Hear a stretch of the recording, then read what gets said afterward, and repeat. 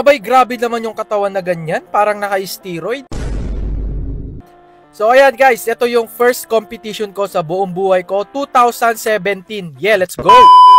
Hey guys! Today is December 8. Magpapa-tanning si Jermel Amador Fitness. Yan, ready na siya. Tingnan yung condition.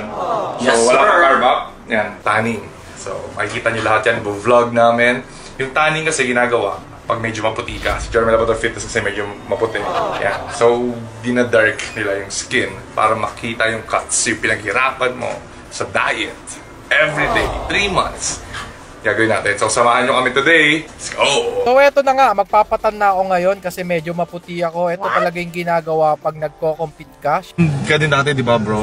Kaso ngayon, hindi na kasi dahil sa work, walang time. Siyempre, kasama natin dito si Rendon Labrador. Yan. So, bodybuilding is life pa kami nito. Guys, yung sinalihan ko palang competition dito is all natural. Kaya kung makikita nyo, Siyempre, di mawawala yung coffee. kaya kung mapapansin nyo dito, medyo payat ako dito, guys. Ayan, yung first competition ko. Siyempre, ganun talaga sa umpisa. Payat ka talaga. So, ayan, yung mga, yan, register muna tayo. Kita nyo naman. You know. Yeah, let's go. So, ayan, sinalubong kami ng staff dito na napakasaya. At ayan na nga, sinimulan na ang aking pagkukulay. Okay, kung makikita nyo, medyo yung babae nakatingin sa abs ko, parang gusto niyang hawakan. Pero syempre, bawal hawakan yan kasi yung pintura ay mawawala. Kahit gustong-gusto ng hawakan ni ate, pinigilan niya. So, ayan. Kita nyo dito yung condition ko. Syempre, eto yung first time kong sumali, kaya saktong ano lang. Ayan, ang payat ko, kita nyo. Makikita nyo dito. Natural lang yan, guys. Kung mapapansin nyo, ganyan ang katawan kapag ka-natural ka lang. Okay? Payat, tapos cuts, diba?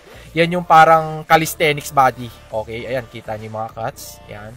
So, first time, guys. Yan. Medyo, yun, no? Grabe, di ba? Hindi pa ako masyadong tuyo niyan, pero para sa akin nung mga time na yan, ito yung tuyo na ako dyan, guys. Okay? Kita nyo, wala na masyadong fats.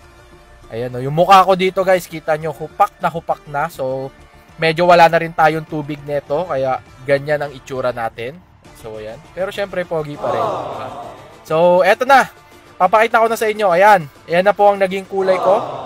Kung makikita nyo, medyo umitim ako ng konti at patagal lang patagal, iitim pa yan. Okay? Habang tumatagal kasi yan sa katawan mo, iitim pa. And syempre, bawal kang maligo that day. Okay?